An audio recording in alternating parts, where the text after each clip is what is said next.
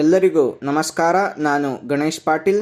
ಸ್ನೇಹಿತರೆ, ಇವತ್ತಿನ ಈ ಕ್ಲಾಸ್ನಲ್ಲಿ ಮೋಟಾರ್ ವೆಹಿಕಲ್ಸ್ ಆ್ಯಕ್ಟ್ 1988ನ ಸೆಕ್ಷನ್ 168ಅನ್ನು ಡಿಸ್ಕಸ್ ಮಾಡೋಣ.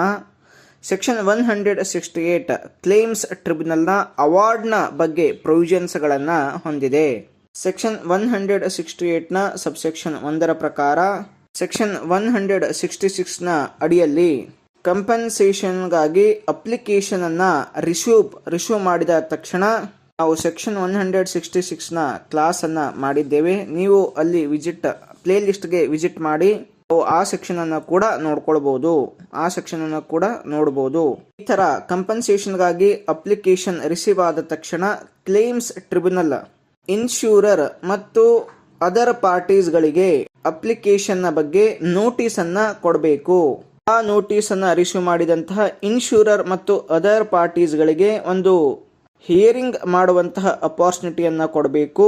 ಮತ್ತು ಏನು ಕಂಪನ್ಸೇಷನ್ಗಾಗಿ ಏನು ಕ್ಲೇಮ್ ಇದೆಯಲ್ಲ ಅದರ ಮೇಲೆ ಇನ್ಕ್ವೈರಿ ಆಗಬೇಕು ಅಥವಾ ಇನ್ವೆಸ್ಟಿಗೇಷನ್ ಆಗಬೇಕು. ಇದೆಲ್ಲ ಆದ ಮೇಲೆ ಸೆಕ್ಷನ್ 162ನಲ್ಲಿ ಬರುವಂತಹ ಏನು ಪ್ರೊವಿಷನ್ಗಳಿದಾವಲ್ಲ ಆ ಒಂದು ಆಧಾರದ ಮೇಲೆ ಕ್ಲೇಮ್ಸ್ ಟ್ರಿಬ್ಯುನಲ್ ಆ ಅವಾರ್ಡ್ನ ಅಮೌಂಟ್ ಅನ್ನ ಕಂಪನ್ಸೇಷನ್ ಆಗಿ ಡಿಟರ್ಮೈನ್ ಮಾಡಬಹುದು. ಆ ರೀತಿಯ ಒಂದು ಅವಾರ್ಡ್ ಏನಿರುತ್ತಲ್ಲ ಅದು ಜಸ್ಟ್ ಆಗಿರಬೇಕು, ಅಂದ್ರೆ ನ್ಯಾಯಬದ್ಧವಾಗಿರಬೇಕು. ಮತ್ತು ಯಾವ ವ್ಯಕ್ತಿಗಳಿಗೆ ಆ ಒಂದು ಕಂಪನ್ಸೇಷನ್ ಹೋಗಬೇಕಾಗಿತ್ತೋ ಆ ವ್ಯಕ್ತಿ ಅಥವಾ ವ್ಯಕ್ತಿಗಳನ್ನ ಸ್ಪೆಸಿಫೈ ಆಗಿ ಇವರಿಗೆ ಅಮೌಂಟ್ ಹೋಗಬೇಕು ಅಂತೇಳಿ ಆರ್ಡರ್ ಮಾಡಬಹುದು.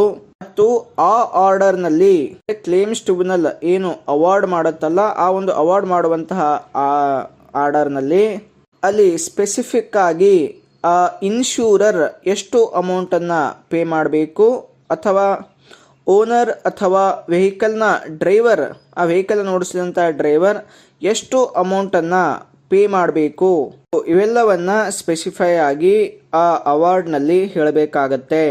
ಇದೇ ಸೆಕ್ಷನ್ ಅಲ್ಲಿರುವಂತಹ ಒಂದು ಪ್ರೊವಿಷನ್ ಪ್ರಕಾರ ಒಂದು ವೇಳೆ ಸೆಕ್ಷನ್ 148ನ ಅಡಿಯಲ್ಲಿ ಕಂಪನ್ಸೇಷನ್ಗಾಗಿ ಕ್ಲೇಮ್ ಮಾಡಿದ್ರೆ ಆ ತರದ ಒಂದು ಅಪ್ಲಿಕೇಶನ್ ಅನ್ನ ಸಲ್ಲಿಸಿದ್ರೆ ಆ ಒಂದು ಆಕ್ಸಿಡೆಂಟ್ ನಲ್ಲಿ ಯಾವುದೇ ವ್ಯಕ್ತಿಗೆ ಡೆತ್ ಅಥವಾ ಪರ್ಮನೆಂಟ್ ಡಿಸೇಬಲ್ಮೆಂಟ್ ಆಗಿದ್ರೆ ಆ ಡೆತ್ ಅಥವಾ ಪರ್ಮನೆಂಟ್ ಡಿಸೇಬಲ್ಮೆಂಟ್ಗಾಗಿ ಆತ ಚಾಪ್ಟರ್ 10 ಅಡಿಯಲ್ಲಿ ಆ ಒಂದು ಪ್ರಕಾರ ಆ ಕ್ಲೇಮ್ ಅನ್ನ ಡಿಸ್ಪೋಸ್ ಮಾಡಬೇಕಾಗತ್ತೆ ಅಂತ ಹೇಳಿ ಆ ಒಂದು ಪ್ರೊವಿಷನ್ ಹೇಳುತ್ತೆ.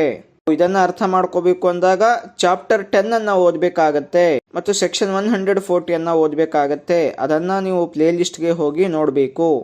ಸಬ್ಸೆಕ್ಷನ್ 2ರ ಪ್ರಕಾರ ಕ್ಲೇಮ್ಸ್ ಟ್ರಿಬ್ಯುನಲ್ ಅವಾರ್ಡ್ ಅನ್ನ ಮಾಡಿದ ತಕ್ಷಣ ಆ ಅವಾರ್ಡ್ನ ಕಾಪಿಯನ್ನ ಪಾರ್ಟೀಸ್ಗಳಿಗೆ ತುಂಬಾ ಎಕ್ಸ್ಪೀಡಿಯಸ್ಲಿ ಅಂದ್ರೆ ತುಂಬಾ ಸ್ಪೀಡ್ ಆಗಿ ಅವುಗಳನ್ನ ಡೆಲಿವರಿ ಮಾಡಬೇಕು.